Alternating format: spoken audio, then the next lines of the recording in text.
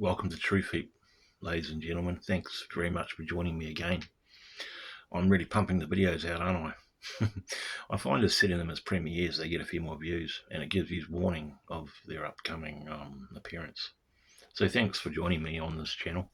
I'm really trying to let it grow and educate, entertain, and share my creative energy with as many people as I can on planet Earth while I'm alive. And I'll never stop. I'll never stop creating content until someone stops me. And I hope that doesn't happen, because it's, for now, free will and free speech is allowed. In Australia, it's not. So, New Zealand's just across the ditch, ladies and gentlemen, so it'll probably be coming here soon. But while it's not here, the censorship and the control of the dominator, the constrictor of the evil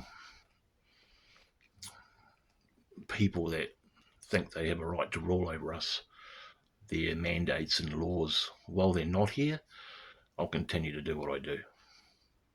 And I just hope that some of you get some kind of insight or understanding or education or entertainment out of it while I'm doing it. So this video is just to tell you that I'm really excited about the future in my own life and the world's. I think the world is going to change soon. I think it's going to change for the better. It's not all doom and gloom. Maybe a world war will start, a third world war, but it's still not the end of it, guys. We still have our love and compassion and our morality to keep working and going well and utilise. Too many of us, I feel, are succumbing to materialism, moral relativism, fear, perception, control, mind control, slavery. A lot of us don't care. A lot of us are too busy to care. A lot of us don't care about anything apart from ourselves. And first cigarette in about 2 months. And we just, I learned something very important from Mark Passio about a year and a half ago when I was watching his natural law material on his great channel, whatonearthishappening.com, about human slavery and morality. And he said that as morality decreases, slavery increases, and as morality gets better, freedom comes. If everyone was united, the real Holy Trinity, thoughts, emotions, actions, activation, thoughts, emotions, actions, and balance and moral. If everyone could try and do that, the world would be such a better place. We wouldn't need, not that we never have, but we wouldn't need rulership, a justice system, excuse me, I'm making a few mistakes, aren't I? Prisons, government and all that horrible stuff. We'd probably go back to partnership cultures the way we were many bygones ago. Sadly, the dominator came in, I think, around about the same time or close to the time agriculture came in. But the seeds were planted by the gods, by the aliens that implanted the priest system and the class system and the religious system and the government system when they were here on our planet, mining this planet for gold. I firmly believe that. You can call me crazy, call me what you want, but the research I've done, I think I'm tending to lean towards that theory rather than the creation theory that the Bible will tell us, or the Darwinism theory of evolution. Okay. But again, ladies and gentlemen, you don't have to believe a word I say. It's totally up to you. It's open for conjecture. You can see it as speculation. You can see it as just nonsense. You can see me as just a crazy tinfoil hat wearing conspiracy theorist, which I quite frankly find repugnant, the term.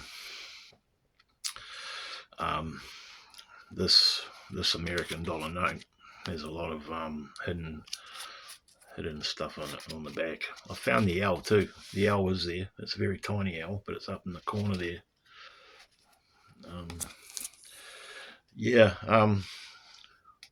Like, I think some of you might think that this is coming from a bitter man born out of poverty who is jealous of people that have got money and successful. But I'm not. I'm a nature creature who still has love and compassion in me, um, and is doing his best to be moral, even though it's hard sometimes, and try to balance my hemispheres of my brain, and my true holy trinity: thoughts, emotions, actions, activation. Some days it's tough because of the mind control I've suffered from, and probably still are to a small extent, and perception. Sorry, there I go again. Perception constriction that the system has inculcated into me since I was this high. And like, if you be honest with yourself, or even know, you probably have been too.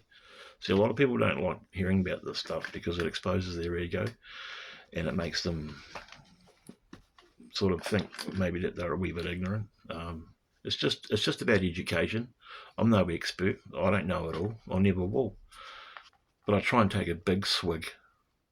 I try and take a big drink out of the well of knowledge, and profess to myself that I somewhat know something, rather than take just a wee sip and say I know it all, like a lot of people in religions do, and say they think they know all the answers and they've got it all sewn up in their little book.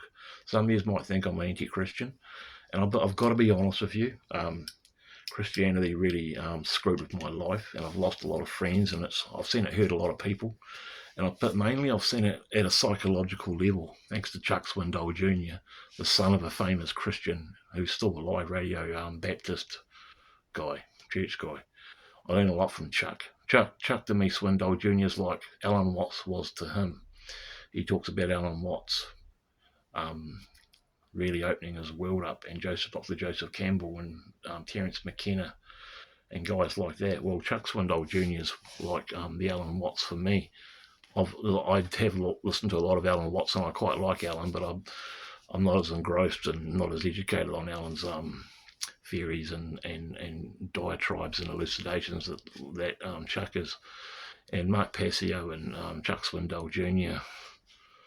and even you, Vinny Eastwood, you're a good man too, have really helped me open my mind to what this world is really about, and how the evil bad guys have tried to constrict our perception and make us think that we're something that we're not. And the church has a big part to play in that last sentence. And I'm learning every day. I try to learn every day. And when I do learn something that really gels with me, I try and share it so that maybe one of you people out there will learn something, and it will open a door to your perception getting bigger, and thus freeing you from the slavery that you may well be under. And that you can pass the message on to your fellow man or woman, and then so on and so on. I think in the time of the Great Awakening, which we're in, and the way that all the shit's coming out with the Epstein shit and all that, and everyone's coming privy to all this knowledge, and it's disgusting. And it's a big sign that we are in the time of the Great Awakening, and that we are expanding our consciousness, and these evil dominators from the past who are still ruling us. The genie's out of the bottle, and I don't think they can put the lid back on. And instead of being all doom and gloom and biblically, it's the end of the world, Armageddon, and all this, and World War III, and it's all over, and all this nonsense, I tend to agree with Chuck Swindoll Jr. and take on a more positive outlook on our future, thus thinking that we have got potential, and the house of cards is crumbling from the evil dominators, and that there is a future for us living in love and compassion and morality, and being a united world, and getting rid of all these egregores and inculcations and zeitgeists and control that we've been under for so long. Now, like 5 years ago, I didn't know any of this stuff. I was quite ignorant and quite naive, and quite, well, I was under mind control. I was full of inculcations and perception stunting belief systems, i.e. the Christianity, when I delved in that. Even when I was a Satanist, I was never a true Satanist. I dabbled in a bit of reincarnation back in the day, and Sapphire Baba, until his Jimmy Savile and Epstein moment happened. But So, I have looked at a lot of different theories, and I've studied Hermeticism and still do. I'm actually going to read start the Kybalion again for the 7th time shortly, and really look at nature science, and just have a conversation, not a belief system. See, belief systems are binding, and they put people in very small little worlds and very small little boxes, which control their perception, and then it becomes a coping mechanism and a confliction, not a contrast. And that's why I think the world's a lot the way it is, because of that. But so many people can't see it because they haven't got an open mind, and they're stuck in their beliefs. And a lot of people will die for their beliefs. I know a person in Christchurch that will die for his belief. You could go up to him and point a gun to his head, and he'd still profess he believes in what he believes in. And that's only because he was told it since he was this high. And it's ingrained in his psyche. But I think it takes I had Catholic shit stuffed down my throat when I was young. But I think it takes an open-minded, brave person on the hero's journey to say, hang on a minute. I might believe all this, but I'm going to look at this thing and learn something else and take on a whole new avenue of education. But still not believe it entirely. Just keep an open mind and put little bits and pieces of what I learned up in the back of my brain or wherever it goes, and just keep it there for future reference, and keep an open mind. There's nothing wrong with asking questions, having an open mind. Sadly, since the Kennedy assassination, the system and the media and the controllers try and label us with the conspiracy theorist tinfoil hat wearing label, which again I find repugnant, and Mr. Paul Moder on the Lost Files will agree with me on that, because that's where I got the word from, repugnant. Luckily my father, more so than my mother, educated me and my sisters my half brothers to always ask questions, and never to accept the mainstream narrative hook, line and sinker like so many people do. I can't see why so many people do. Just accept the mainstream narrative hook, line and sinker like zombies. It really is puzzling. But I'll wrap this up. Listen, hey, thanks a lot for listening. I hope you got something out of this. This is just my way of saying I'm really excited on this YouTube journey. I have the motivation now. I sort of lost it when I was doing the SR stuff. Then went into severe depression and took down over 1,100 videos. And it really rocked me for a while there. I was questioning my own sanity. I was questioning my confidence, and if I had the confidence to keep going on this internet journey. And I really did some major shadow work, and still have a lot to do, if I really be honest with myself and don't lie to myself. I still have a lot of shadow work to do and a lot of hard work to do in my life. And I'm the first to admit that.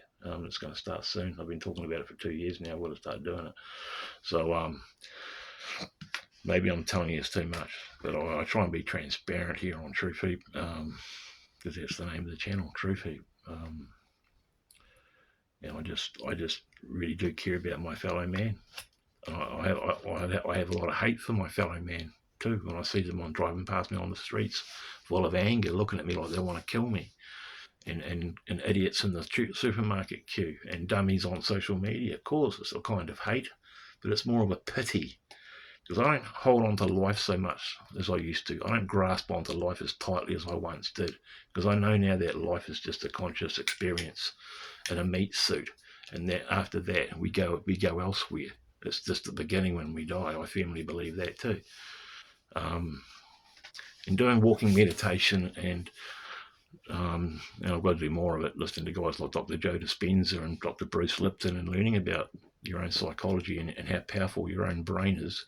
You can, and Jason Christoph's another good one, you can actually program yourself to become better and to become freer and more educated.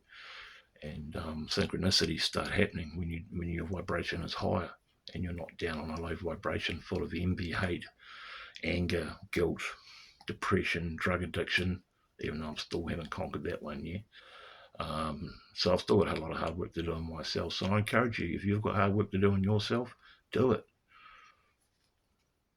What's the definition of insanity? Doing the same thing over and over again.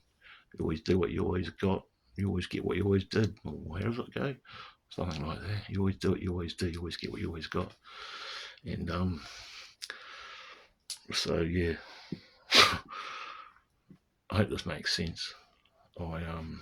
I don't think I've ever spoken like this so openly on YouTube before. But you know, I think it's a positive thing. This world's just far too big for small belief systems and fear, guys.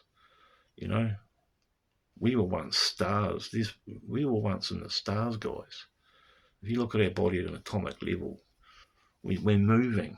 You know, we're rhythm and vibration. We're fuzzing. We're buzzing. We don't just die and go to heaven or hell, or it's like turning off a TV screen. Life, this universe, there's so many solar systems and galaxies and planets in this world, in this universe. Earth's just only one little planet. So, you know, I've always known that, and I've always kept an open mind.